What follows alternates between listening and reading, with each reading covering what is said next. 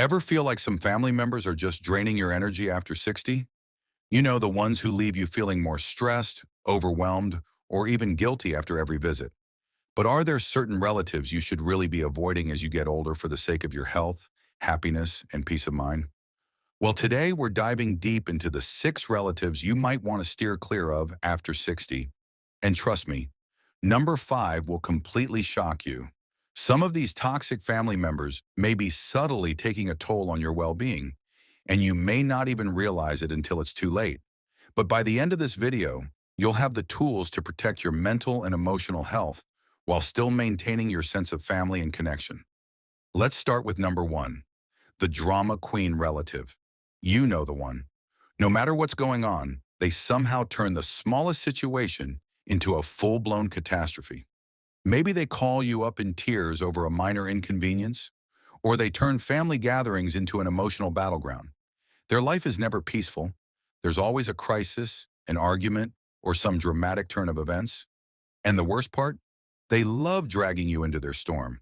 But why should you avoid them as you age? Well, the answer lies in how stress affects your body.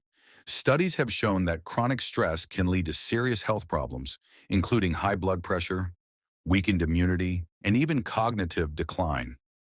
Every time you let yourself get pulled into their whirlwind of problems, you're placing unnecessary strain on your nervous system. Your body remains in a heightened state of alert, making it harder to relax, sleep, and even digest food properly. And here's the harsh truth. Drama queens don't actually want solutions. They thrive on emotional chaos. If you offer them advice or try to help, they'll likely dismiss it and continue the cycle. They don't want peace, they want attention. So what can you do? The first step is recognizing their patterns. When they start stirring up unnecessary drama, remind yourself that you don't have to participate. You can listen without engaging. You can offer support without being dragged into their emotions. And if they refuse to respect your boundaries, limiting contact is completely okay. Remember, your peace of mind is more valuable than entertaining someone else's emotional roller coaster. Now let's talk about the money leech relative. This one can be tricky because they often come disguised as someone in need. At first, it might seem reasonable.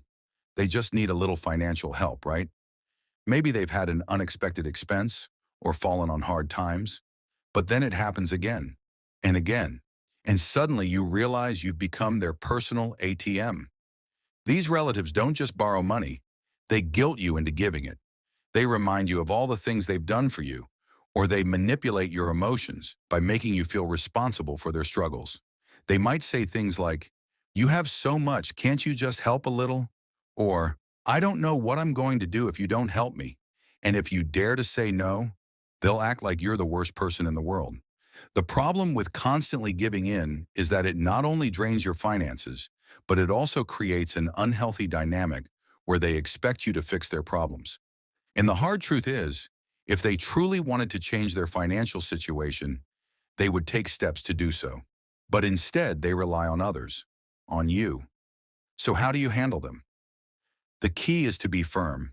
If you want to help, offer advice instead of money. Guide them toward financial resources, budgeting tools, or even job opportunities. But if they refuse to take responsibility and continue to see you as their financial safety net, then it's time to put your foot down. You don't owe anyone your retirement savings. Now on to the third type of relative, the always right relative. These are the ones who believe they have the ultimate wisdom, no matter the topic. They insist that their way is the only way, whether it's about how you should take care of your health, how you should manage your money, or even how you should live your life. And if you dare to disagree, they'll dismiss your opinions or make you feel like you're making a huge mistake. Being around someone who constantly invalidates your thoughts and choices can be exhausting. Over time, you might start second-guessing yourself, wondering if they're actually right. Maybe you do need to follow their advice. Maybe you are doing things wrong. But here's the thing. This kind of dynamic erodes your confidence and autonomy. You've spent decades making your own decisions. You've navigated life's challenges and built your own wisdom. So why should you let someone else dictate your choices now? The best way to handle the always right relative is to listen politely, but don't feel obligated to follow their advice. If they try to push their opinions on you, remind them that you appreciate their concern, but you'll make the choices that work best for you.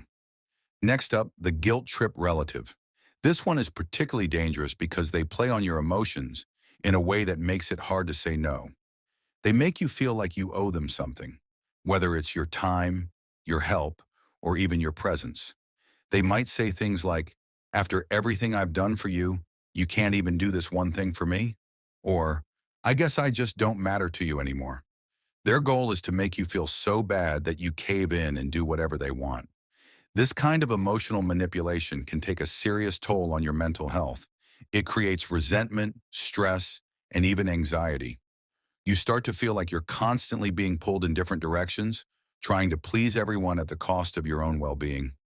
The best way to deal with guilt trippers is to recognize their tactics and stand firm in your boundaries.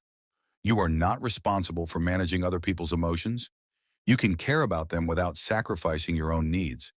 If you truly can't or don't want to, do something, say no without guilt. And if they continue to push, remind yourself that their reaction is not your burden to carry. Now let's talk about number 5, the toxic caretaker relative. At first, this one might seem surprising. After all, isn't it good to have a family member who wants to take care of you?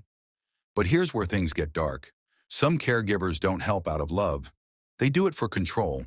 They might insist on managing your health, making decisions for you, or taking over aspects of your life that you're perfectly capable of handling yourself. Over time, you start to feel like you have no say in your own life. And the worst part? They make you believe that they're doing it for your own good. This creates a dangerous dependency trap. You begin to rely on them more and more, even when you don't have to. And before you know it, you've lost control over your own life. So how do you protect yourself? The key is to assert your independence. Even if you need some help, make sure you're still the one making the decisions.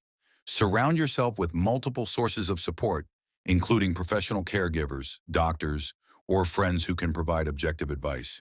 Don't let one person dictate your entire life. Finally, we come to the perfect image relative.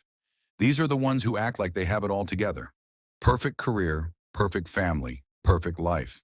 They flaunt their success, making you feel like you're falling short. But the truth is, no one's life is perfect. And constantly comparing yourself to someone else's highlight reel is a losing game.